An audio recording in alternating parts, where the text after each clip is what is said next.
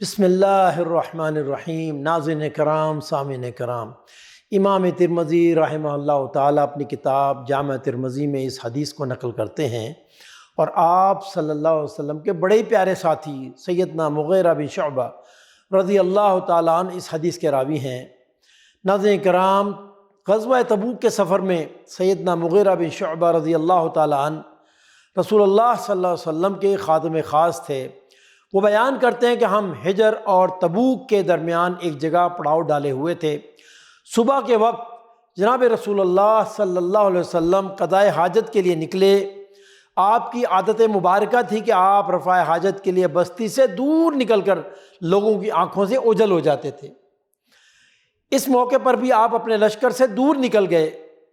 میں بھی پانی کا برتن لے کے آپ کے پیچھے پیچھے گیا۔ واپسی میں تاخیر ہو گئی، حتیٰ کہ صحابہ کو خدشہ ہوا کہ سورج نکل آئے گا۔ تمام صحابہ نبی اکرم صلی اللہ علیہ وسلم کی آمد کے منتظر تھے۔ جب انتظار طویل ہو گیا اور نماز میں دیر ہو گئی تو صحابہ نے سیدنا عبد الرحمن بن عوف رضی اللہ تعالیٰ عنہ سے گزارش کی کہ وہ نماز پڑھا دیں، کیونکہ نماز کا وقت گزرا جا رہا تھا، لہذا وہ آگے بڑھے اور نماز شروع کر دی۔ جناب رسول اللہ صلی اللہ علیہ وسلم قضائے حاجت سے فارغ ہو کر واپس آئے تو میں نے آپ صلی اللہ علیہ وسلم کو وضو کرایا۔ حضرت مغیرہ بیان کرتے ہیں کہ جب ہم لشکر میں پہنچے تو حضرت عبد الرحمن بن عوف ایک رکعت پڑھ چکے تھے۔ صحابہ کرام نے آپ صلی اللہ علیہ وسلم کو دیکھا تو سبحان اللہ کہہ کر امام کو متوجہ کرنا شروع کر دیا۔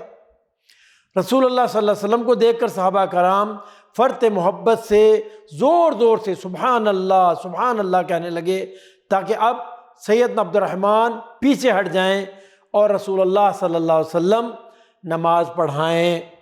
قریب تھا کہ وہ اسی جذبے کے زیر اثر نماز توڑ بیٹھتے۔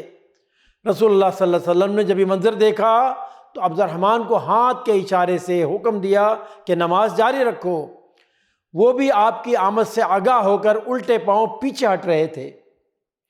آپ کا حکم پا کر وہ رکے اور نماز مکمل کرنے لگے۔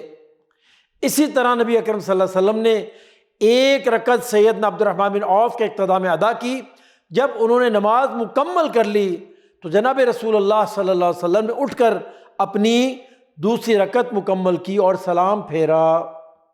پھر آپ صلی اللہ علیہ وسلم نے نماز باجماعت بر وقت ادا کرنے پر صحابہ کرام کی تحسین فرمائی اور ان کے اس عمل کو سراہا، اور سیدنا عبد الرحمن بن عوف رضی اللہ تعالیٰ عنہ کو شاندار خراج تحسین سے نوازا۔ آپ صلی اللہ علیہ وسلم کے الفاظ مبارک ان کے لیے یقیناً عظیم الشان انعام کی حیثیت رکھتے ہیں۔ آپ نے فرمایا تم نے بہت اچھا کیا، بلا شبہ کوئی بھی نبی اس وقت تک فوت نہیں ہوا جب تک اس نے اپنی امت کے ایک صالح مرد کے پیچھے نماز نہ پڑھ لی۔